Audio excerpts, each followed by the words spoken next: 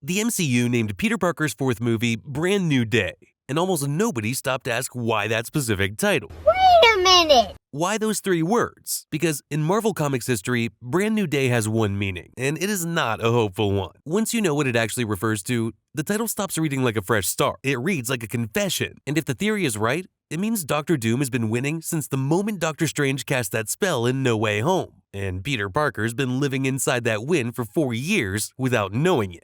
In 2007, Marvel ran a storyline called One More Day. Aunt May is dying, Peter is desperate, and Mephisto, Marvel's devil, shows up with a deal. He'll save May's life. In exchange, he wants Peter's marriage to Mary Jane. Peter and MJ agree. Mephisto erases their marriage from existence, wipes everyone's memory of it, and Peter wakes up in a life he doesn't fully recognize, missing something he can't name. The era that followed was called Brand New Day. That's the entire point of the name. It's what you call the morning after a theft so clean the victim doesn't even know they've been robbed. Peter walks into his fresh start carrying a loss he's completely unaware of. And the story continues for years with him thinking he's just fine, rebuilding, moving forward. He was never moving forward. He was just running in the space where his life used to be. That is the title Marvel chose for Spider-Man 4.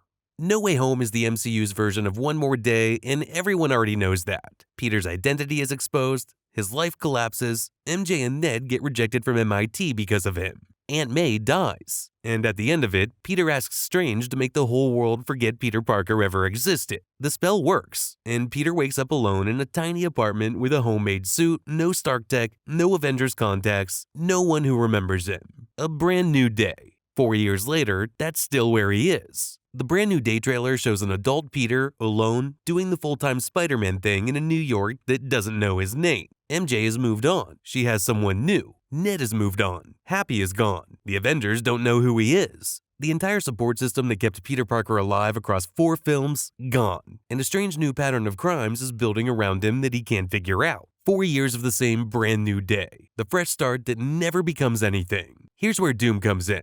In the comics, Mephisto's deal with Peter had a secondary purpose that nobody talks about. By isolating Peter, by making him a stranger to everyone who loved him, Mephisto made him weaker in every way that matters. Heroes aren't just their powers, they're their people. Tony Stark is dangerous because he has an entire network of resources and loyalty behind him. Steve Rogers is dangerous because people follow him. Peter Parker is dangerous because he's unpredictable, creative, and deeply motivated by the people he loves. Take the people away, and you've removed half of what makes Spider-Man impossible to plan around.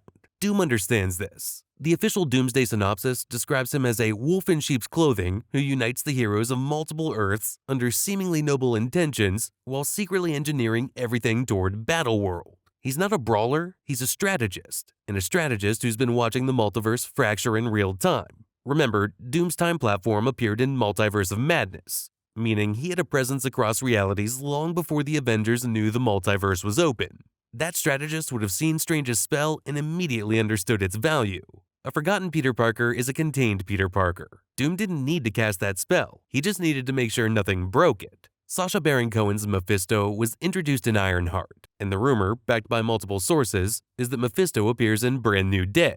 In the comics, Doom and Mephisto have a very specific relationship. Doom's mother made a deal with Mephisto centuries ago, and her soul has been trapped in hell ever since. Doom has literally gone to war with Mephisto to try to free her. They are not allies in any simple sense, but they understand each other. Two beings of immense power who see the world as a board to be arranged. They've made agreements before. They've used each other before. If Mephisto is in Brand New Day, the most obvious reading is that he's Peter's problem. The MCU version of the One More Day deal. Peter meeting the devil who inspired the comic that inspired the title. That's the surface reading. The deeper one is that Mephisto is there because Doom sent him, or because Doom made a deal of his own. What does Doom want from Mephisto?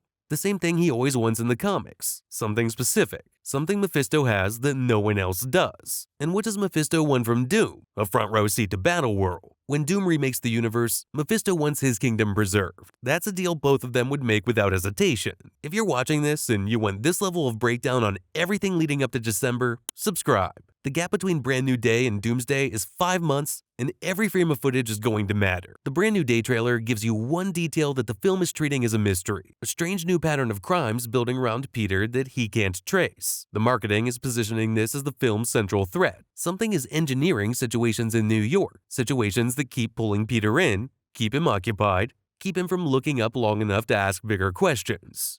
The theory is that this isn't the villain operating independently, it's managed chaos. Someone is making sure Peter stays busy, stays local, stays isolated, right up until Doomsday starts. Because Doomsday only works if the variables are controlled. He shows up claiming to be the multiverse's protector, he unites the heroes, he operates as a wolf in sheep's clothing for 2 acts. That plan requires every major hero to be in a specific condition when he arrives. Sam Wilson has to be the official Captain America, the Thunderbolts have to be the new Avengers, the Fantastic Four have to be in play. The X-Men have to be scattered, and Peter Parker has to be alone, forgotten, and completely off the board. Brand New Day is Doom's maintenance schedule for Peter. Then there's the title itself one more time, because it carries something even the comics didn't make explicit. In One More Day, Mephisto's deal required Peter's consent. Peter had to choose to give something up. The entire tragedy is that Peter made the call. He signed off on his own unraveling. In No Way Home, Peter made the same call. He told Strange to cast the spell. He chose to be forgotten. He signed off on it. Doom didn't make Peter do that. Peter did it himself, for the right reasons. Because Aunt May told him that with great power comes great responsibility. And he took that seriously enough to erase himself. That's not a manipulation. That's who Peter is. But here's the thing about Dr. Doom. He doesn't need to manipulate heroes into bad positions. He just needs to read who they are and then wait for them to do it themselves. Tony Stark built the very technology Thanos used against the Avengers. Steve Rogers created the multiverse fracture by going back to Peggy. Peter Parker isolated himself because that's what a good person does when they've caused too much damage. Doom studies people. He knows what they'll do under pressure before they do. And A Brand New Day, a world where Peter Parker has voluntarily been wiped from his own story, is exactly the kind of board position Doom would design if he had the power to arrange it himself. He didn't arrange it, he just saw it happen and never let it reverse. Brand New Day releases July 31st. Doomsday releases December 18th. 5 months, one film between Spider-Man's fresh start and the biggest fight in MCU history. Whatever Doom does in that post-credits scene, and the rumor is he appears in it, is going to reframe everything Brand New Day sets up. Because by that point, the audience will have spent 2 hours watching Peter slowly, painfully rebuild something in a city that forgot him. And then Doom will show up at the end and you'll realize the rebuild was never the point. The isolation was. The Brand New Day was. The comics version of Brand New Day ran for years with Peter not knowing what he'd lost. He'd fought villains, made friends, kept moving. He thought he was fine. He wasn't fine. He was just operating in the space Mephisto had carved out for him, and Mephisto was watching, and the deal was still active, and everything Peter built during that Brand New Day era was built on a floor that could be pulled out. The MCU version has 5 months, and at the end of those 5 months, the man who's been holding all the timelines together in his hands, wearing the symbols of Earth's heroes on his chest, is going to walk into a room full of Avengers and say "we." He means it the same way Mephisto meant Brand New Day, as a word that sounds like a gift, as a word that's actually a leash. Peter Parker's been living inside Doom's plan since the night Doctor Strange cast that spell. He just doesn't know it yet. And Brand New Day, the title, the film, the whole setup, is Marvel telling you exactly that, hidden inside 3 words that most people read as hope. It isn't hope. It's the sound of a trap closing.